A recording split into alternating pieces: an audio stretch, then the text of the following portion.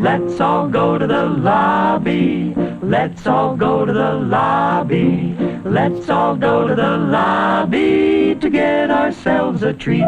Hello, everybody, and welcome back to the Movie Pit Podcast. I am your host, Christian Renteria, and it's that time. Well, it has been that time. I'm just very late to the party. 2024 has come and gone, and in general, of course, it has been quite a year. And I'm not talking about like movie news, just in general, it has been quite a year. But obviously, this is a movie podcast, so we're here to talk about some movies, and that is what we're going to do. This is something that I've always been doing here on the podcast, and I want to continue it. Obviously, other people have done, and I've been listening to a lot of yours, so all very good. And I'm here to run down the movies that I've watched this year, in not one, but two parts, because otherwise this podcast would be A, way too long, B, it would be too long to record and edit, and maybe even listen to, especially so late in the year, and I don't want to do that to you. So, yeah, I'm not going to do that. That's not good for you. That's definitely not good for me because I have a hard enough time releasing podcasts. But it's been a rough year, obviously, for the podcast. Now we're talking about the podcast. It's been a rough year.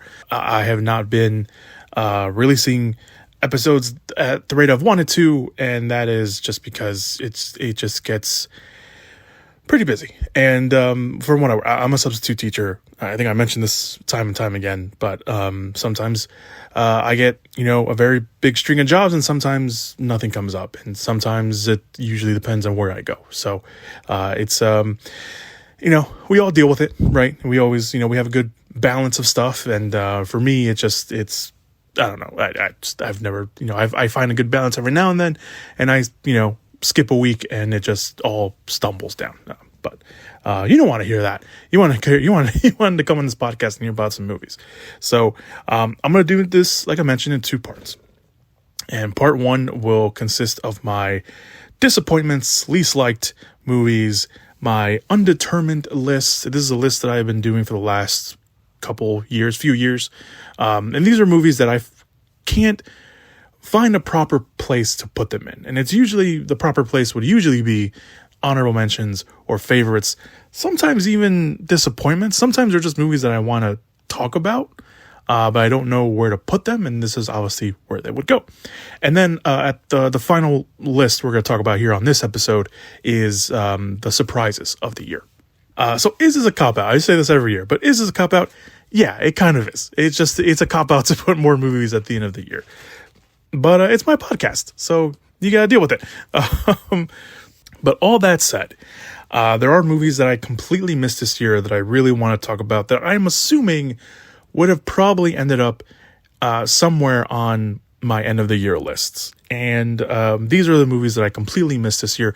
These are movies that I do want to watch, and I still will watch them. But obviously, I'm not going to hold off this podcast or this specials any longer just because I want to watch these movies. So the movies that I completely missed this year that I really wanted to watch: Wicked Little Letters, Kinds of Kindness, Beverly Hills Cop, Axel Foley, Exhuma, Oddity, My Old Ass, Joker, Folly Ado, Saturday Nights, Juror Number 2, Small Things Like These, Here, Queer, which got a very limited release and a quick release in my area, so I didn't even really get a chance to watch that at all. The Order, Baby Girl, and The Brutalist, which got a very limited release. It got a now wider release, expansion release in my area. Now, I just need to find a time where I can carve out 4 hours to go watch this movie. So yeah, that is the list of movies I completely missed in 2024. I'm sure there's a few other ones that I missed on there that I wanted to watch and just forgot to put them on here. So, all right, let us get to the undetermined lists of the year. Again, these are movies that I've watched.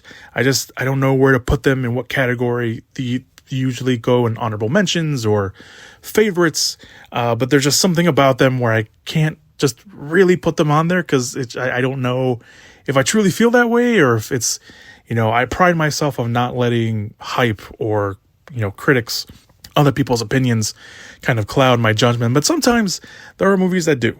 And, this is what this list is pretty much all about.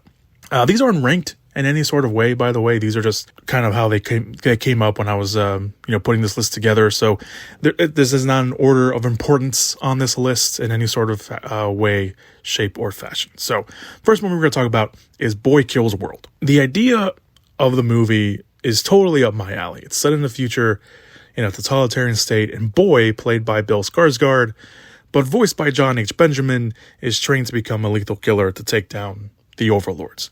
And yes, I said played and voiced because Boy can't speak, and his inner voice and kind of the monologues that we hear throughout the movie are voiced by John H. Benjamin, aka Bob from Bob's Burgers, or Archer, if that floats more of your boat as well. And that is because that is the voice of a video game kind of announcer that he played as a kid, and he always thought the voice was cool, so he made that the voice in his head when he's talking. The action in here is great. The story is just enough to keep you interested, but there is a lot to improve on. It is the directorial debut of Moritz Moore, who also co-wrote the movie, and the supporting cast is pretty great. Jessica Roth plays June 27. There is a reason for her name is June 27, although they really don't really talk about it, but whatever. Isaiah Mustafa is also in here. He's kind of a highlight for me, and a highlight for the movie, especially the audience that I saw it in. They all really liked his character. So I liked a lot about this movie. I can't really put it on the honorable mentions because it just kind of lacked a certain oomph.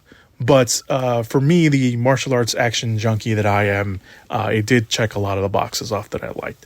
And if you are also that fan, this is probably a movie for you. So yeah, there you go. Boy Kills World. The next movie is If. This is another movie right up my alley. It's all about imagination, and someone who had a very active imagination as a kid, and even now. This is a movie that was going to speak to me probably on some sort of level all around, and it did in some regard. The thing with If is it isn't kiddie enough to be a kid's movie, and it doesn't feel mature enough. Although there are more moments of matureness, but it doesn't reach that level enough to be a family movie. It's in this weird middle ground that we don't really go to a lot of the time. And some of it works on occasion. Some of it just feels like tonal whiplash. I like that John Krasinski went out of the box for his next, obviously, directorial effort because he directed this. And there are some great scenes in here, like I mentioned. It's very kind of muddy movie in terms of what it wants to do, and I liked a lot of stuff in it. I think Kaylee Fleming, who plays our main character B, was really good, but in terms of the movie itself, it is very muddy, and I can't really, it's even too muddy for me to even kind of ignore and to put it on anything else other than kind of right here where I want it to be. On the next movie, In a Violent Nature. What would a movie, this is pretty much what the movie asks. What would a movie look like if we followed a Jason Voorhees-like character throughout? Like we follow him through his kind of point of view and literally just watch him walk from one corner of the woods to another. That's what this movie is. And you're literally watching our killer named Johnny as he awakens and starts to pick off a group of teenagers that he just happens to come across. And I appreciate the idea, the concept, the approach that writer-director Chris Nash, who has worked in the horror genre before, was trying to do here. And you can clearly see that he is a fan of the genre. So seeing that love that he had kind of makes any kind of horror fan, maybe anybody else who is even somewhat associated or watches horror movies rather, can see that love when watching the movie, and then he has put little tidbits in here, definitely homages to other horror movies out there. That said, you see the limitations of telling a story like this, but again, I think you can appreciate pretty much the balls to do a movie like this, because this is not a movie that you're literally watching a character walk around from one point to another. You don't really know much of the story except from what you hear from Johnny's POV, basically. And the movie, what it does at the end is makes a switch, and it does it in a very clever way when it makes a switch. And I know the ending is the thing that a lot of people are like, I didn't get it. I think in my view, and this is where I probably will get just a little bit spoilery here. I'm trying to stay non-spoiler, even though all these movies are out already. And I'm sure anybody who listens to my podcast has probably watched these movies.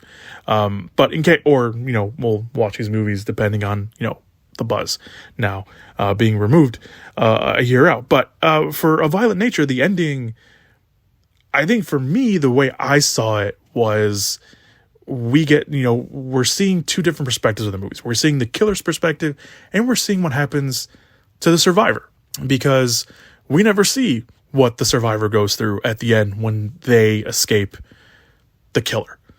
We don't see what happened. Like, we don't see them, going, talking to a police officer. We don't see them talking at the hospital. We don't see them talking to, the person that picks them up in a pickup truck, at the end. We don't see that conversation. We just see them escaping, and we don't see them, how they would react, what that other person that's with them, whoever it may be, is seeing, or what they're talking to them about.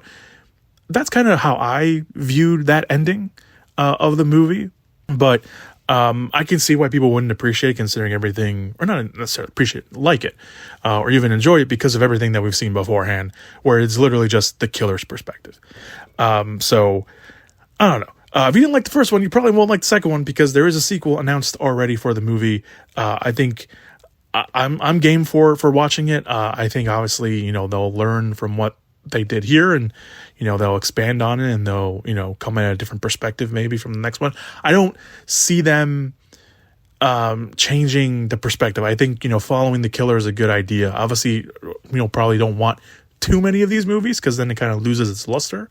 But I think Chris Nash has probably seen the reception for this movie, and we'll work on certain things for the movie. I really appreciated the movie. I think it was pretty good. But you see the limitations on this thing, and the kill's at least really good. Obviously, the yoga kill, if anything, that anybody talks about this movie, it is the yoga kill. And that was gnarly. That was very gnarly. That definitely got a reception from the crowd that I watched the movie with on a Saturday morning. Okay, the next movie on the list is Maxine. Ty West, Mia Goth finished their story that they started with X, and we finally see Maxine Minks get her chance to be a star that she's always wanted to be, but her history just keeps coming back to haunt her. I have mixed feelings on Maxine, just like a lot of other people out there. I enjoyed X and Pearl for what they were, and Goth is what holds all these movies together, really. I mean, all these movies hinge on Mia Goth, and she holds them so well together. And that's the reason why they work. And Maxine, the only reason why Maxine works when it does is because of Mia Goth. This is her vehicle, as they say. This is her movie. And we get to see that here. And Kevin Bacon, supporting role, almost steals the movie from Mia Goth, playing this very slimy character that is, on the prowl with Mia Goth's character as well. And the movie itself, very much, hearing other people out there, other podcasts and other people's opinions, this is very much an LA movie. I heard that a lot from podcasters. You could take that forward. Obviously, it's a very Hollywood movie, obviously, as well. Obviously. Why do I keep saying obviously? I don't know. I'm gonna leave that in. I'm not cutting that out. Anyway, Maxine just, it feels off. At the end of the day, it feels off. It's not as well put together as the other two movies. And the final reveals that we get just feel a little anticlimactic. There's no real punch to them. And they want to make it seem important, but it just doesn't feel like it's important. And to end the series on that note really just kind of, sucks the air out of the room a little bit. I liked X. Pearl is great when it's really on, and a lot of that just has to do with Mia Goth. Maxine, again, is great when Mia Goth is there and when Kevin Bacon's there. But it's a really weirdly put together movie. The next movie, Trap. I honestly don't know how to feel about Trap. I really don't. On one hand, if you view it as the B movie or a B movie type, it kind of works, right? If you try to look at it as a more traditional, straightforward movie, you got a lot of questions. You got a lot of questions about the script. You got a lot of questions about the character. Josh Hartnett plays our secret killer who knows he's trapped in a concert that was created to capture him. And then we start watching him do everything to outsmart the police and everybody else in the building to get out. And that's really what the movie is. For about 3/4 of the movie, halfway through about half of the movie is that. And then the other half of the movie is like, oh, like you start thinking like, how are they going to keep a whole movie in the building? They don't. They don't. They go out, and that's kind of when it starts to go a little bit more off the rails, a little bit in a good way for some people, and for some people in a bad way. For some people, they were just enjoying, wanting to see where where it ended up. For me, it's just I don't know. It felt ridiculous to watch. Again, you look at it in the more traditional, straightforward kind of movie style, and you have a lot of questions. But if you look at it, the kind of the B movie type of approach. Of course, if you look at it as a comedy, a lot of people are like, "Oh no, you just didn't get it, guys. You just didn't get it. It's more a comedy than it is a suspense thriller." Then sell it as that. You're selling this as a straightforward thriller, and it's not that. So I don't know. This obviously has put a lot of people in different camps. A lot of people have different perspectives on it. I can see the argument on both sides, and that is, this is what the Undetermined list was created for. This movie in particular, this kind of movie. This is why this list exists, is because of Trap. Speaking of another movie, the next few movies are why this list exists. The next movie is The Substance. I like The Substance. I want to straight out forward just say I like The Substance. I didn't know what I was going to get. I don't know what more I can say about The Substance that hasn't already been said, that I have already talked about on the horror movie podcast the episode that I did. I liked the movie until it lost me, and it lost me at the end when it was doing a bit that I understood where it was coming from, but also just I don't know. I felt like it went on too long, and I felt like the movie lost a little bit of the steam that it was building up to at that point. But I like the movie's themes. I like the story it was telling. The performances by Demi Moore and Margot Qualley are fantastic in this. Demi Moore is terrific in this. Obviously, everything about this movie it's a body horror movie through and through. But the scene that obviously stands out, and it's a scene that everyone's talking about. It's the scene when she's getting ready to go out, and she keeps going back in and out, doesn't make it out of the door. And it's just one of those scenes where it's like everything else about this movie is like body horror, it's psychological thriller, it's this, that, and the other, but it is that scene of her trying to get ready for a date that stands out the most. That is impressive. Of course, other people would say, it's the scenes of Margot Qualley and their workout show, but I'm no better than any other man. But I actually did quite enjoy that Demi Moore scene of her getting out. That was a very terrific scene. But The Substance, yeah, I liked it until I didn't. And that scene in general isn't the reason why I don't like the movie. But I just felt like it did lose a lot of steam. But it's really good, and then it's just like there's something about that just made me want to put it on here. I was very close. I was very close to putting this on my honorable mentions, but I feel like, again, the Undetermined, this movie, along with the other, with Trap and the movie we're talking about next, kind of the reason why this Undetermined list was created a few years ago. It's because of movies like these. And the next movie we're going to talk about is Longlegs. You want to talk about 3 very divisive movies of the year? It's these 3 right here. But Longlegs, I did a review episode on this one, and it felt very scatterbrained. I went back and listened to it, and I don't know how you guys listened to that episode because it's very scatterbrained. Anyway, and even now, I still feel very scatterbrained about the movie. Just thinking back about it a lot, I still kind of feel the same way about Longlegs. I like the performances. I think Alicia Witt stole the show on the movie. I think the little screen time that we get of Nicolas Cage is really good. He's doing his thing. Cinematography is great. Visually, the movie is fantastic. But it just didn't completely win me over in the end as a whole. It's not a bad movie for me. It isn't. I wouldn't call Longlegs a bad movie. I wouldn't call it a disappointing movie at all. I just didn't really know if I could honestly put it in an honorable mention list, because I think if anything, it would go on honorable mentions. It is worthwhile. It is worth talking about at the end of the year to put on the end of the year list. But considering the other movies that I've watched, I think Longlegs probably would have been better suited to be here as opposed to, the other list. But that's just me. All right. This one, not necessarily not controversial, not necessarily divisive, but it is a movie that I had to put on here because I didn't know how to feel about it at the end, because it felt like it was a little bit more of the same, just more amped up from its previous movie, and that's Smile 2. I didn't really fully know what to expect from Smile 2 when I watched it, but the early word of mouth when it was coming out was that it was really good and it was better than the first one. So I was like, okay, I was a fan of the first one. I thought the first one had its real moments, and then the movie itself was just fine. So I was fully in on this to see where it was going to go, and it is. It is a much bigger movie. It is a much scarier movie in its own right. It's a much, I don't want to say it was a much better movie, but I think in terms of scope, it was a little bit better than the first one. The scares are much more heavy-handed here. This series is built on jump scares, and we get a lot of them here in Smile 2.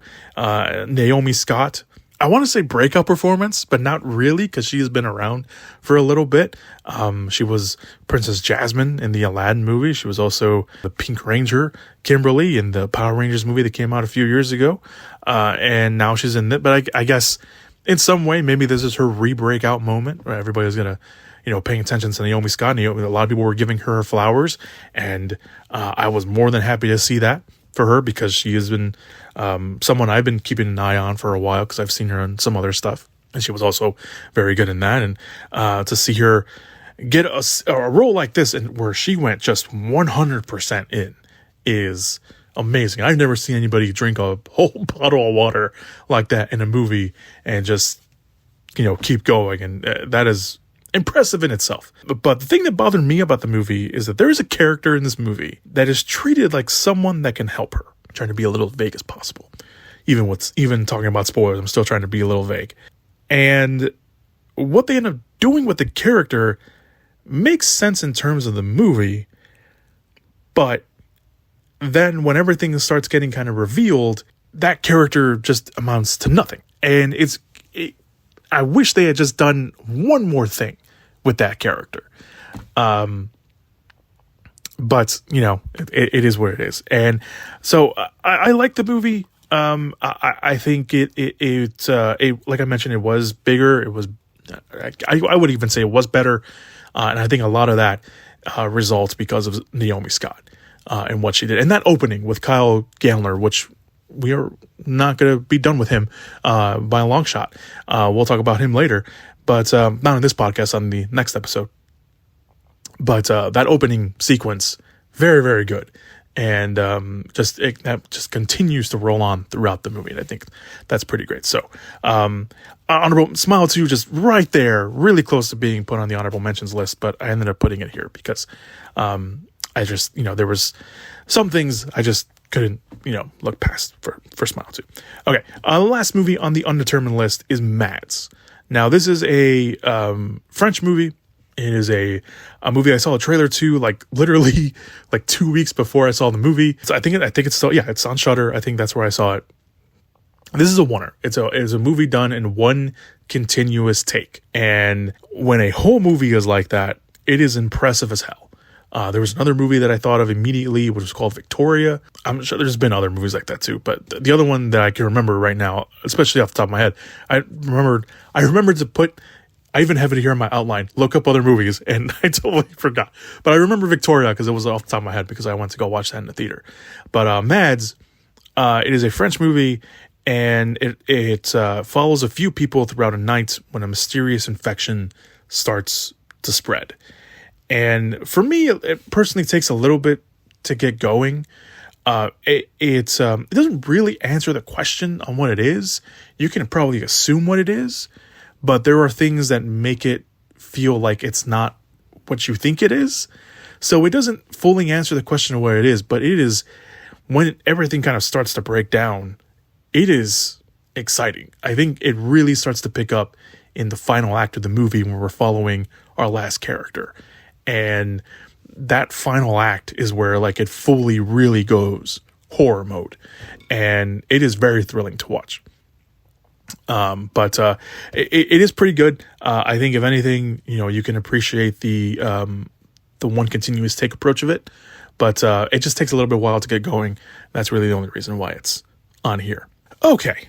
That is the Undetermined movies of the year. Let us move on to the disappointments / least liked movies of the year. All right, so I'm going to start with some dishonorable mentions, as we like to call them.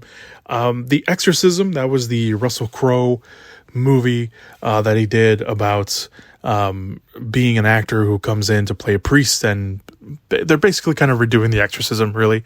And he plays the priest character, and he kind of gets actually possessed by a demon. It's kind of boring, honestly, but that's what it is. Hellboy, the Crooked Man. Yes, I watched it. Also kind of boring. Yeah, it's not good. Don't watch it. It's not good. Night Swim, which I have talked about this. Good idea, great idea, just very, very poor execution on that idea. And then Kraven the Hunter. This movie's not good. It's not. It's not good. There is nothing makes sense about this movie, and it's just not good. Moving on. All right, so the actual disappointments, least liked movies of the year. Imaginary. This is another one. Another Blumhouse movie. Blumhouse didn't really have a great year this year. Maybe they're just getting nowhere, but this is not a great year for Blumhouse at all.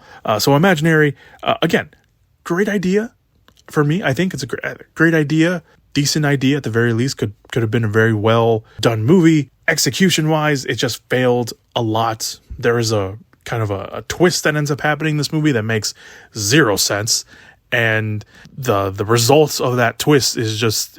It's almost like it's a joke, and it's like, are we supposed to laugh? Are we supposed to feel bad? Like, I don't know. Yeah, it's just not good. It's not a good movie. It really isn't. I was also a little bored with Imaginary as well. And when it gets to the end, is just like they could have had a lot of fun with it. They could have gone a little more wacky with it. No, it's really boring. It's kind of boring. So yeah, Afraid is the other one. Not boring, or kind of boring in some parts, but the idea of AI being the main villain, the opening of the movie makes literally zero sense to the rest of the movie, and they try to like follow that thread. It just like literally the opening of this movie makes zero sense to the rest of the movie. Zero, absolutely zero sense. And the reveal of it and how they kind of go back to it, it's dumb. It's completely dumb. I did not like it. And it sucks because you had John Cho and Catherine Waterstone in there, and it's like, I guess they needed a check, or maybe they thought they were going to be in a better movie, and then they kind of did rewrites, and they're like, oh, well, we're stuck now. And then there's like a subplot with the daughter that makes zero, that doesn't really kind of go into the rest of the movie. Like, I don't even think the parents know about it. So it's like she's doing her own thing, but it doesn't result back to the... it's not good. So the next movie, Strangers Chapter 1. I wanted to give the benefit of the doubt to Strangers Chapter 1. I did, because I really liked the first Strangers. I think the first Strangers is a very good thriller, and I was willing to give it the benefit of the doubt. And then I went to go watch it, and it was me, my brother, and like 2 other people in the theater, and didn't like it. I did not like this movie whatsoever. Yeah, I didn't like it. And then we were supposed to get part 2 last year, because the idea was they were going to release part 1 and then part 2 the same year. And then they never did it. I think because the first one sucked. But yeah, I don't know. But I will say, and I think I mentioned this on the Twitter podcast, or the Twitter page rather, that the teaser trailer for part 2, if that had been part 1, I would have been completely in. But Instead, they gave us part 1, which is basically a somewhat rehash of the first Strangers movie. And now they're giving, I'm done. I'm done talking about this movie. It's not good. It's not good. Don't watch it. The next movie, Tarot. Again, great idea. Having tarot card, I don't want to say characters. That seems disrespectful. I gotta say, for the lack of a better word, characters. I know they probably have something else attached, name attached to them. I know maybe some of you guys are screaming at me, but bringing those characters, again, for the lack of a better word, to life, and having them basically kill off, or this young group of characters that we know, is a great idea. It is. It's a great idea. Again, like some of the other movies, a very, very poor executed movie. It is. It is a very poor executed movie. This one doesn't get boring, although it was very lingering on the line of boring. What it does, though, for one specific death, I really don't do this, even when I know there are really dumb ideas. I actually did this during Craven for one particular part. So 2 movies this year did this to me. But Tarot came out first, obviously. There is a moment in this movie with a character death that I literally rolled my eyes. I don't do that in movies. Even movies I don't like. I never roll my eyes. I never put my head down in like secondhand embarrassment. I did that for Tarot. There is a moment when a character dies where he sees a newspaper. And a newspaper is like this, I think it was like a cheeky kind of way of saying what's going to happen. It was so stupid. It made me irritate. If I didn't have anything better to do that night, I would have gotten up and just walked away, because this movie is just that irritating. It's irritating me again. Don't watch Tarot. It's not good. Not even in the background. Don't do it. All right, moving on. I know I said I wasn't ranking stuff, but these are probably the 2 worst movies that I watched this year. Madam Web is the first one. And I mentioned this when I talked about it back when I, kind of did a little mini review on it. I didn't want to hate Madam Web. I didn't. I wasn't one of those people that was like, oh, it's a female superhero movie. No, I'm not that. That's dumb. That's not a reason to hate a movie. I was going to give it a chance. I didn't think it was going to be good, but I was willing to give it a chance, and went in like I usually do. 0 expectations, 0, whatever. Just wanted to, soak in the movie for what it was. This movie's not good. It is not. It is not a good movie. I had 0 fun with it. Even in the moments that were bad, I was like, no, this is just, it's not good at all. I think I chuckled maybe once, which is when like Madam Web like figures out that she has like spider abilities, or she was bitten or something along those lines, and like she tries to climb up a wall. I thought that was funny. I did. That was the only moment that I laughed. I thought that was funny. I thought that was great. But everything else is about this movie is like it's not good. Like everything they do to like hide the fact that he's Uncle Ben, that Adam Scott's Uncle Ben, and that he has a nephew coming. His sister's pregnant, which is played by Emma Roberts, who is just there. She doesn't really do anything. She's just there. It's like, oh, we need someone. And I guess Emma Roberts like probably owed someone a favor, because there's no reason for her to be in this movie. And she's playing, the sister. She's playing the mom. And when she's about to say the name of, when she's about to say Peter's name, like a balloon pops. And it's like, it's so dumb. It's so agitating. Anyway, stupid things bother me. But that is not good. But I honestly think that the worst movie I saw this year was The Crow. I wanted to give The Crow a chance. I did. I wanted to give it a chance. I know that The Crow remake has been in the works for a very long time. A very, very long time. I know there have been people attached to this movie for so long. I know directors have come and gone. Writers have come and gone. Studios have come and gone, because the studio went into bankruptcy trying to make this movie. So I know how long this movie has been in the works. And to see the movie that we've got after everything, it probably should have just never been made. It should have died when the first company went into bankruptcy. It is not a good movie. It's a little boring. It is nothing against the actors. It's nothing against Bill Skarsgård, which we've talked about and keep talking about on this podcast. I think it's just the script. It's the script. It's the story. It's Danny Houston, who plays the villain, who's reliable as a villain, but for whatever reason, the villain character because this movie, despite being the idea of a supernatural idea of someone coming back from the dead to avenge, the person he loves, being murdered, Danny Houston's character also plays a villain with supernatural abilities that really don't matter at the end of the day. Like, it's a dumb idea. It's a dumb. This movie's dumb. At the end of the day, this movie's dumb. I did not like this movie at all.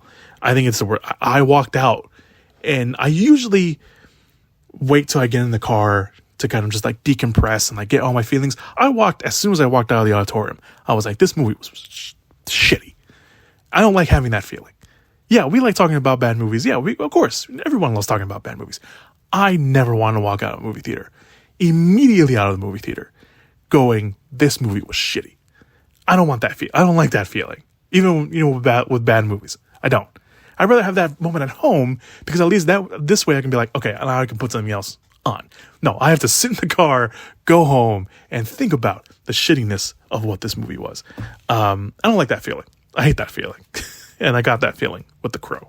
And that is why it is most likely, if I had to pick one movie this year that was I don't want to say hated movie, but the movie that I just thought was the worst movie of the year, it was The Crow. It really was. It wasn't Madam Web, which held that championship, that crown, for a very long time. She was holding that thing on tight. And then The Crow came along and was like, no, I got it. Okay. That is my least liked / disappointments of the year. Let's go on to something else. Let's go on to something more peaceful, the last category that we have on this episode, and that is the surprises of the year. So I have 4 movies here. One of them, honestly, arguably can be put on my favorites of the year, but I want to put it here because I want to, stretch out the lists a little bit. But it's not the first movie we're going to talk about. The first movie we're going to talk about is Land of Bad. I'll be honest, I had zero expectations for this, mainly due to Liam Hemsworth and Milo Ventimiglia. I am not a Milo or a Liam guy. I'm not. They're not my favorites. But I went to watch the movie. But I went to watch the movie anyway, or I watched it here at home rather. I didn't go to the theaters and watch it because I got a limited release. I got a limited release here in my area. But I watched the movie and I had a very good time to it. I did. I had a very good time with it, surprisingly. So this movie follows a group of soldiers, one of which is played, by the way, by Luke Hemsworth. And they never mention that they're like brothers. I mean, Luke looks very distinctively different from, Liam and even Chris Hemsworth. But I just thought it was funny that, he had his brother in this movie and they don't even mention it at all. But anyway, they get sent on a mission and it goes wrong. And the only real support they have is a drone pilot played by Russell Crowe, who was, of course, millions of miles away. But this movie's pretty good. The action's pretty great. I didn't think anything of it, and I wouldn't have given it a chance if I was like, I need something to watch. I need something new to watch here at home. Let's just put on Land of Bad. It's Friday night, whatever. Let's just see what's going on. And I watched it, and I was very surprised by it. I actually very much enjoyed it. So Land of Bad, very good, very surprising. Definitely one of the surprises of the year for me that I wanted to put on here. Surprise of the year number 2, The Beekeeper. Let's face it, it's Jason Statham. You could kind of probably expect what to get from a Jason Statham movie, but Jason Statham, David Ayer, they make a pretty good damn team, and The Beekeeper, very, very good. I very much enjoyed it. They got bee puns in there. You got Jason Statham doing his thing. You have Jeremy Irons in there chewing up every bit of scenery. Probably one of my favorite scenes of the year. Jeremy Irons is in a room full of, hired mercenaries and killers.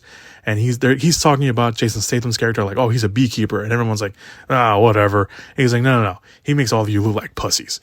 So that, for me, immediately put it on my list of enjoyment, because I was like, that's just, only one person can do that in a way that is both a compliment and a backhanded compliment in the most proper British way possible. And that is Jeremy Irons. And I very much enjoy that. So, The Beekeeper. And I am looking very much forward to their next movie together, Jason Statham and David Ayer. They have a movie called Working Man, which comes out my birthday weekend, which I am very excited for. And I'm buying my tickets as soon as those go available. Next movie on the list, Roadhouse. Yeah, I said Roadhouse. A lot of people, and I mean a lot of people, to not like this movie. And I get it. Is it a good movie? No, it is far from a good movie. Even I know that. Did I have fun with it? Yes, I did. I had a lot of fun with it.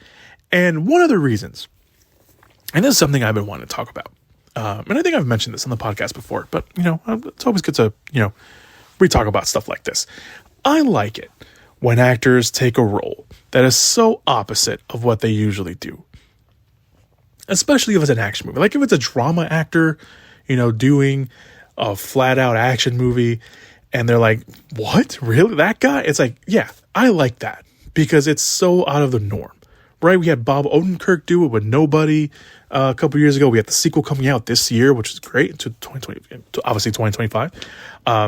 One of my big favorites is Guy Pearce, who did a movie called Lockout, which is pretty much kind of a escape from an LA kind of situation. But I think he's really funny in that. And it's just because of his dry sense of humor. I think that really works. So when Jake Gyllenhaal wants to do an action movie, and he's done action movies in the past, but this one just felt different, obviously, because he's playing a former MMA fighter who turns, obviously, a bouncer at a roadhouse. I think it just works. It's always nice. It's a huge plus for me. I know this movie's not good, but I liked it. It's one of those trashy movies where I'm just like, yeah, I like this. This is for me. This can be for me. This is not for everybody. That's all right. It's for me though. I liked it. I enjoyed it. I shouldn't say I enjoyed it. It was a surprise. It was. Okay, and the last surprise of the year. Again, this is the movie I was talking about where I was debating whether to put it here just to pad out the surprises of the year, or just straight up put it in my favorites of the year. So this is very much a twofer, really, because that movie is The First Omen. I talked about this on the horror movie episode that I did back in early November is when I actually released it. But this is another one where I didn't expect anything from it, and I was completely blown away by it. It is the first horror movie that I have seen in theaters in quite some time where it turned me into a little girl, because twice, I think I mentioned it on the horror episode that it was once. No, I went back and actually watched this movie again, and it was twice. I remember I was like, oh, that's right. That was the scene that was the other scene, because I did it at home too, because I made the mistake of watching it at night.